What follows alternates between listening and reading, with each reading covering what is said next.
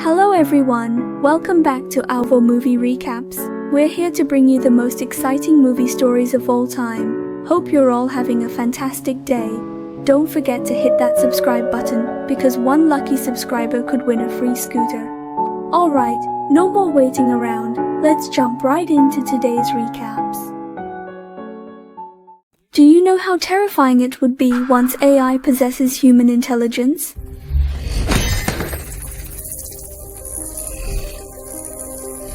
Exploiting this eerie concept, the director of Annihilation filmed a movie. Not only was it nominated for an Oscar for Best Screenplay, but it also vividly portrayed the Turing test proposed by the father of computing, Turing. The protagonist, Garrett, is a programmer at Blue Book search engine company. Today, he won the grand prize, allowing him to spend a wonderful vacation with the company's CEO at his mansion. Other employees envy him deeply. Garrett takes a helicopter ride to the CEO's private estate, which takes 2 hours to reach. At first, Garrett finds it nice, with mountains, water, and forests, and the CEO even addresses him as a brother. However, Garrett soon realizes something is amiss. The CEO's living area is actually underground, with no windows, creating a suffocating atmosphere. When the timing seems right, the CEO reveals the truth. This place is not a residence but his research base for artificial intelligence, and his research has been successful. The mansion is just a facade. In reality, it's a place where Turing tests are conducted with artificial intelligence. The Turing test arranges interactions between humans and artificial intelligence. If a human doesn't realize they're interacting with AI, they pass the test, indicating they possess human intelligence. As a programmer, Garrett becomes even more excited.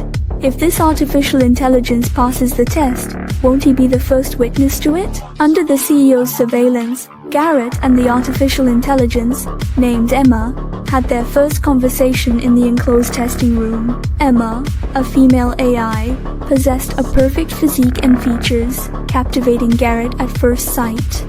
Her appearance and personality were exactly what he loved. Afterwards, Garrett marveled at Emma's miraculous language abilities to his boss. However, Garrett was still able to clearly realize that Emma was an artificial intelligence because she claimed to have been speaking since birth, while humans need to learn language after birth. When Garrett returned home, his mind was filled with thoughts of Emma, making it impossible for him to sleep at night.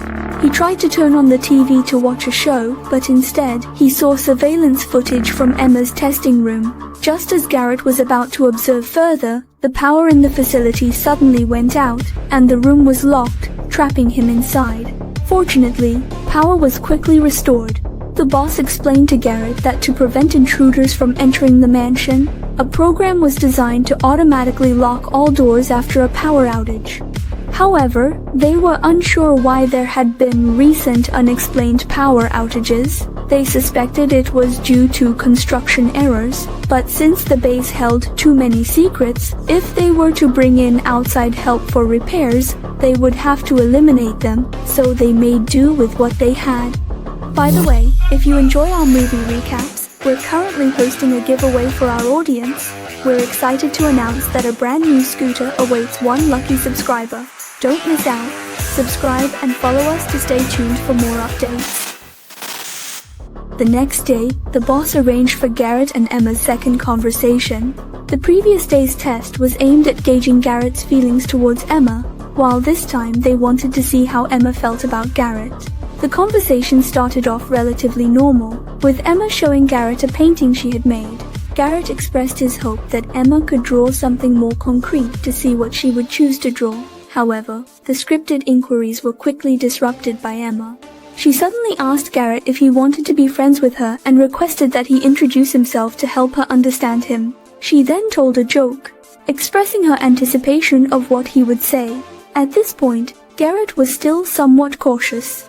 After a brief chat, Emma launched into a series of 3 consecutive questions. Are you married? Are you single? What do you think of me? This barrage left Garrett, a perennial bachelor, completely flustered, and his answers became incoherent. Suddenly, the base lost power again. Emma, who had just been infinitely gentle, suddenly seemed like a different person. She told Garrett that the boss wasn't a good person and that he was lying to him. She urged Garrett not to trust him. However, as soon as power was restored, Emma returned to her cheerful demeanor. During dinner, the boss admitted to his continuous surveillance, expressing his curiosity about what Emma had said during the power outage. Of course, Garrett didn't tell the truth and tried to evade the question. Late at night, Garrett couldn't resist peeking at Emma again.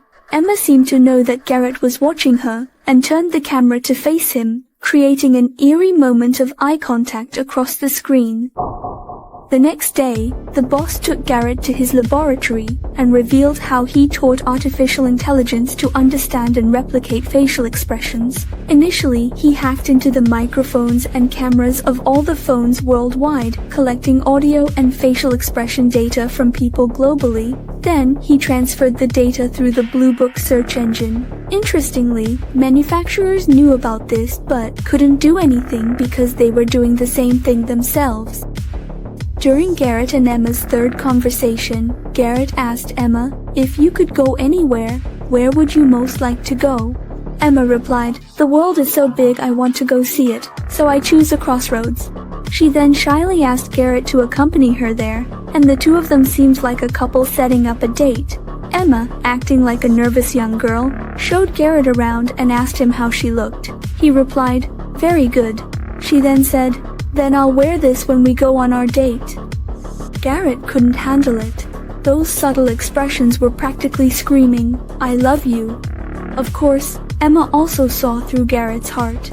So that evening, she deliberately took off her clothes in front of the camera, even though beneath the clothes was just a metal frame. Garrett couldn't help but swallow hard.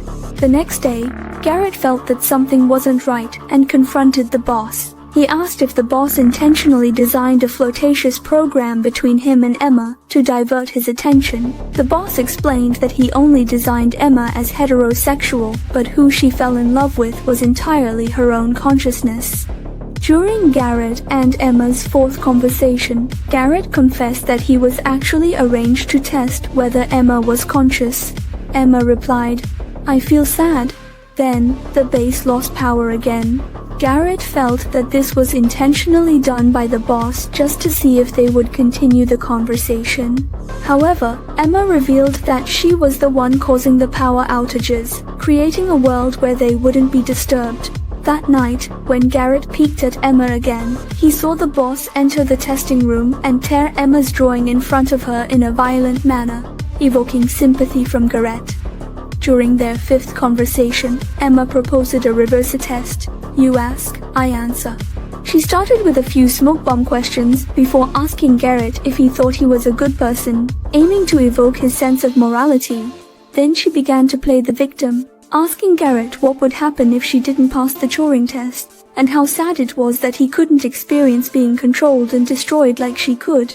She then showed Garrett the torn drawing of him that the boss had destroyed, further manipulating his emotions. Once again, Emma caused the power to go out and passionately confessed, "I want to be with you." Under Emma's relentless attack, Garrett completely surrendered, and he also came to understand that artificial intelligence was like a scientist who grew up in a black and white room, studying color without ever seeing the real world. Once they stepped outside and experienced the feeling of color, they became human.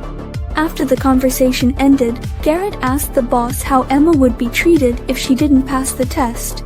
The boss said he would optimize Emma's flaws and then format her, leaving only her body and a new intelligence brain. Seeing Garrett's sympathy for Emma, the boss sarcastically remarked that Garrett should pity himself first. However, this didn't sway Garrett. He had already made up his mind to help Emma escape. Taking advantage of the boss's drunkenness, Garrett stole his identification card, entered his room, and accessed his computer. He found records of previous experiments and discovered that before Emma, the boss had created many other robots. Those without consciousness were dismantled and redeveloped, while those with consciousness awakened but were unable to leave, ended up smashing themselves in despair. Moreover, in every wardrobe, there were bodies of disposed artificial intelligence. The maid, Jinxie, who had been serving him closely all along, peeled off the skin from her eyeball. It turns out she was also a robot. Garrett had always thought she was just a Japanese girl who couldn't speak English. That night, Garrett couldn't sleep.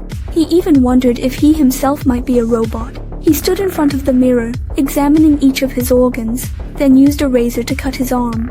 Luckily, he was a flesh and blood human, but what followed was boundless anger. Garrett felt that his boss was a big jerk and would definitely kill Eva. So, during their sixth conversation, when Eva cut off the power, Garrett told her about his escape plan. That night, he would get his boss drunk, take his room card, rewrite the security program, and when they left, the boss would be locked in the base, and all Eva had to do was cut off the power at 10 o'clock. However, the next morning, the boss, who had always been a heavy drinker, said he wouldn't drink anymore. Unable to convince him, Garrett lost his temper. The boss simply laid his cards on the table and showed him the video of Eva tearing up the painting. In fact, tearing up the painting was just a diversion. The boss had quietly installed new surveillance in the house, meaning he already knew about Garrett and Eva's plan. Tearing up the painting actually had another purpose, to trigger Garrett's protective instincts, because what the boss really wanted to test was whether Eva would use self-awareness, imagination, feminine charm, sympathy, and other means to escape with Garrett. Obviously he succeeded. Garrett now understood everything, saying that I was the best programmer and that's why I was chosen. It's all nonsense. It's just because I'm naive, single, and have no family. Eva's face was also designed based on the beautiful women videos Garrett had watched. Just then, the power went out. Gala was completely unprepared for the chaos that ensued after the plan was exposed. He had already anticipated that there might be other surveillance devices installed in the room, so he had modified the program yesterday. Instead of locking the doors when the power went out, all the doors were programmed to open. Upon closer inspection, the boss saw that Eva had indeed come out of the testing room. So he knocked out Gala and went out with an iron rod, loudly ordering Eva to go back. Eva, who was fierce, rushed forward and knocked the boss down. The boss used the iron rod to break Eva's arm, intending to drag him back to the room. Little did he know, Jinxie came from behind and stabbed him. The boss hit Jinxie's chin with the rod, but Eva pulled out a knife from behind and stabbed the boss in the chest. The boss was unwilling to accept it. He still couldn't believe that he would be killed by the artificial intelligence he created. Eva took the boss's identity card and went to order Gala to stay here. Then she went to the boss's room to reinstall her arm and cover her entire body with skin tissue. She put on a pretty little dress, and no one could tell she was a robot, except Gala. So Eva walked out of the room alone. When Gala followed, he realized he had been betrayed. He was forever trapped here, while Eva walked onto the surface, seeing the real world for the first time. The innocent eyes of the cute girl also became bright. Can Eva, who has already learned deceit and betrayal, successfully become human, or even replace humans?